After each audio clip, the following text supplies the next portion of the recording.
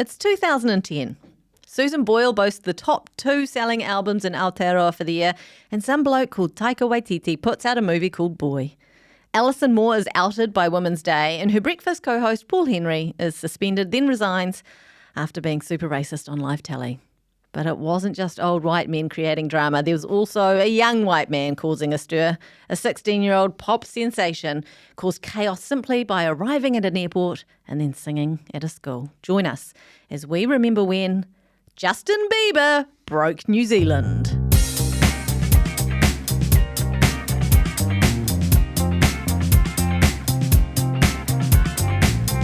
Kia ora koutou and welcome to Remember When, your weekly dose of pop culture nostalgia in Aotearoa, brought to you by The Real Pod. My name is Jane Yee and I'm joined by the baby to my Alex Casey and Duncan Grieve.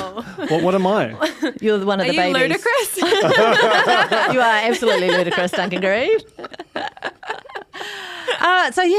Biebermania. 16-year-old floppy-haired Justin Bieber, he came to our fair country on a promo tour. That's why I didn't.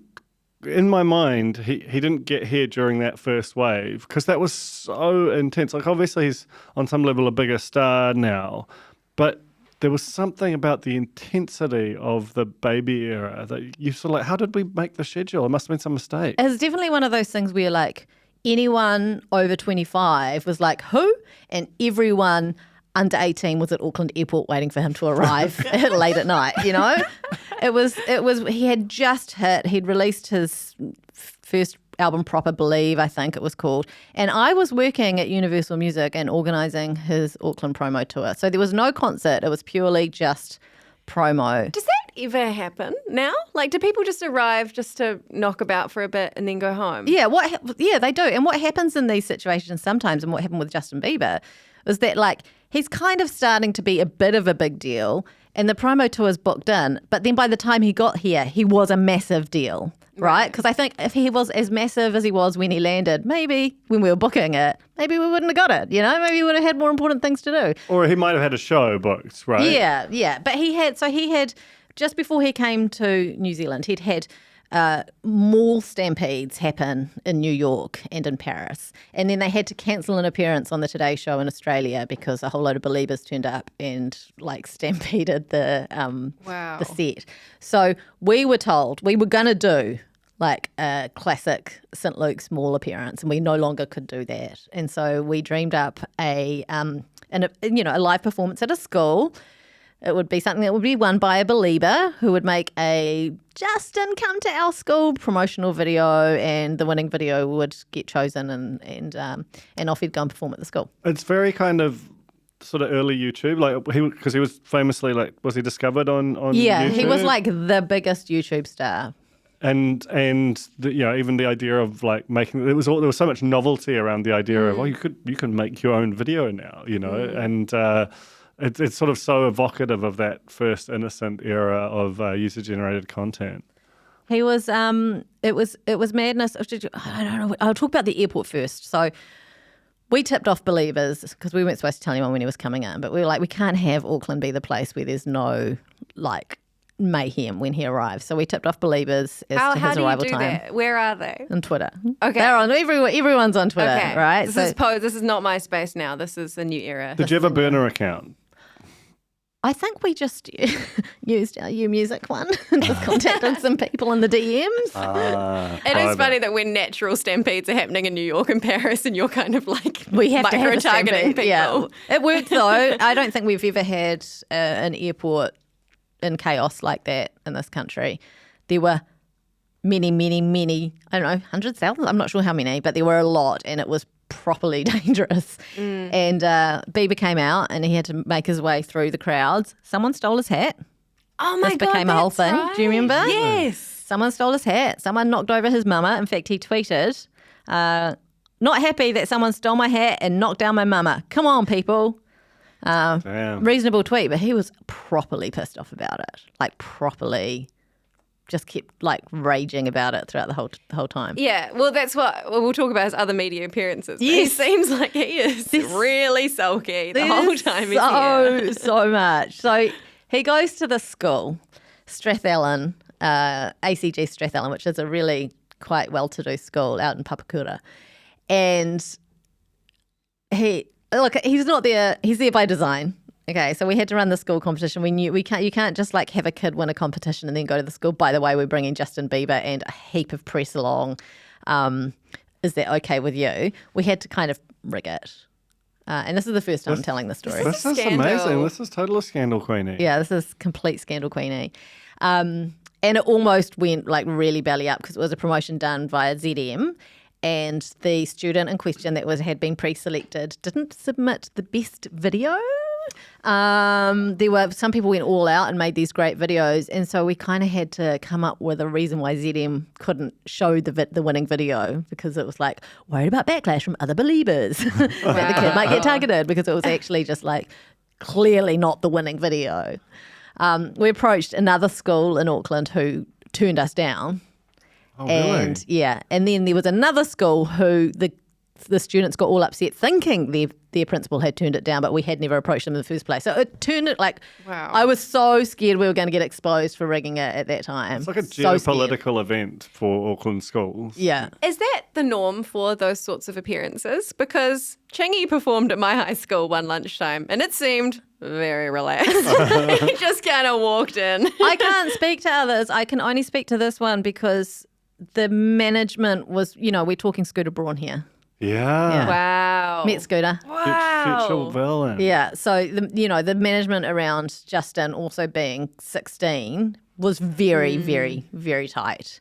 And he's a wee 16. He's a wee 16. A sort of a reasonably strong teenage girl could pick him up and run off, and that might be the last we ever heard from him. He is so tiny and so 16, like 14, if anything. I thought he was much younger. I thought he was like 13 when he was here for the first time. He was not, but he was not like an old for his age kind of a guy. Yeah. He travelled with his mum, Patty. I shared a car with her. The car ride from the airport was like something out of a movie. We had believers smacking on the windows and chasing us to the hotel. It was so exciting.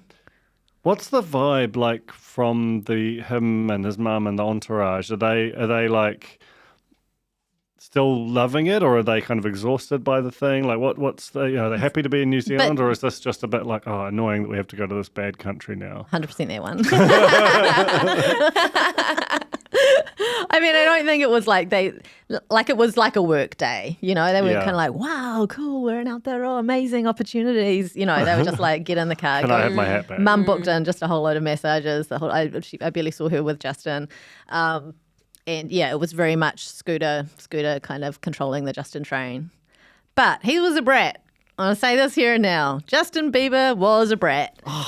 Incredible. I was trying to explain to him in the gym where the concert was taking place at the school that, and then you're going to call it, when you go up, this is the name of the girl who won, so make sure you mention her. And he is just like looking past me, he's bouncing a basketball. Yeah, he's huge into basketball, right? And then does a fakie to my face, like throws the basketball at my face, and then does that thing where he puts out his hand out in front and catches it just before it hits my nose. Wow.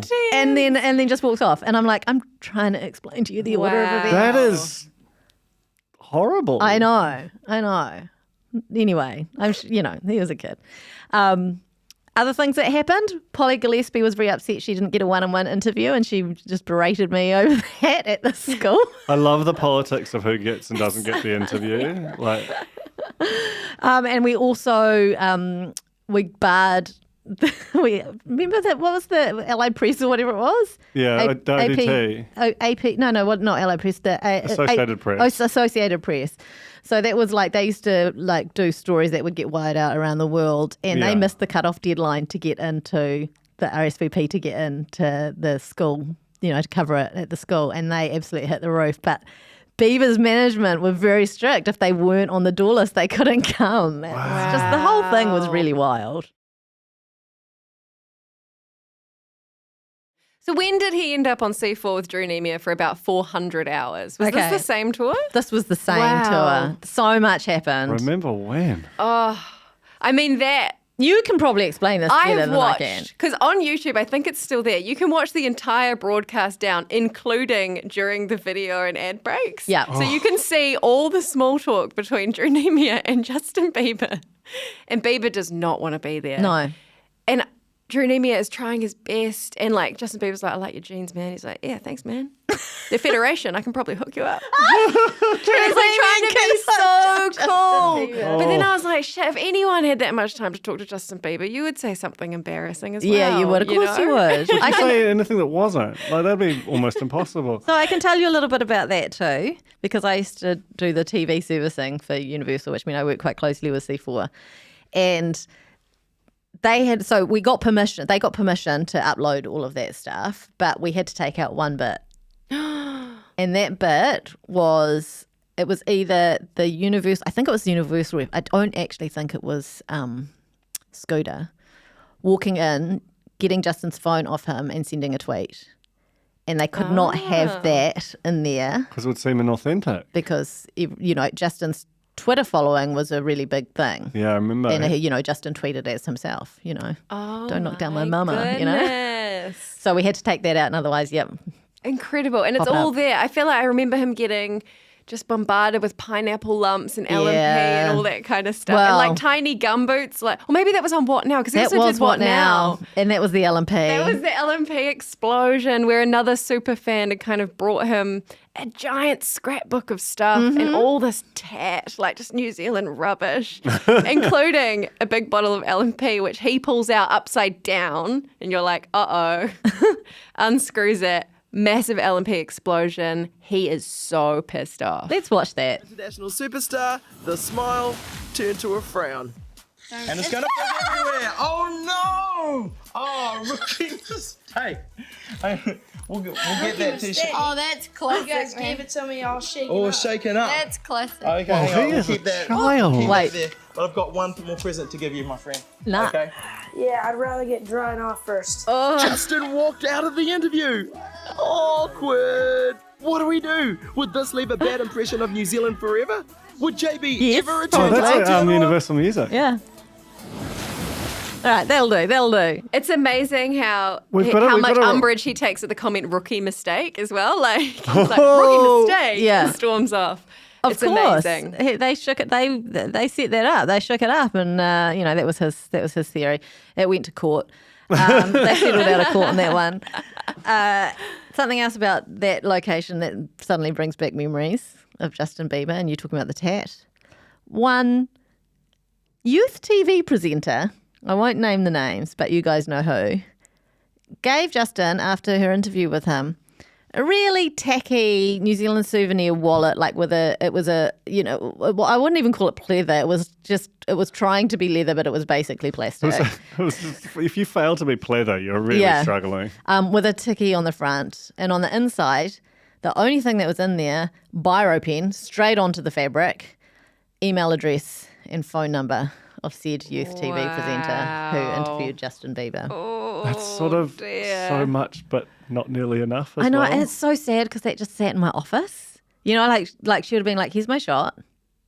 With this Did you take away her 16-year-old, I shot? might add. Well, we tried to give him, they don't want any of the things. He's like, I've been dying. I need a new wallet. All of you believers out there who because we had boxes of stuff that people sent to the record label, gave to Justin throughout his whirlwind tour, all just sat in my office for ages. It's Just sat there. isn't it? Yeah. The hat came back, by the way. That's right.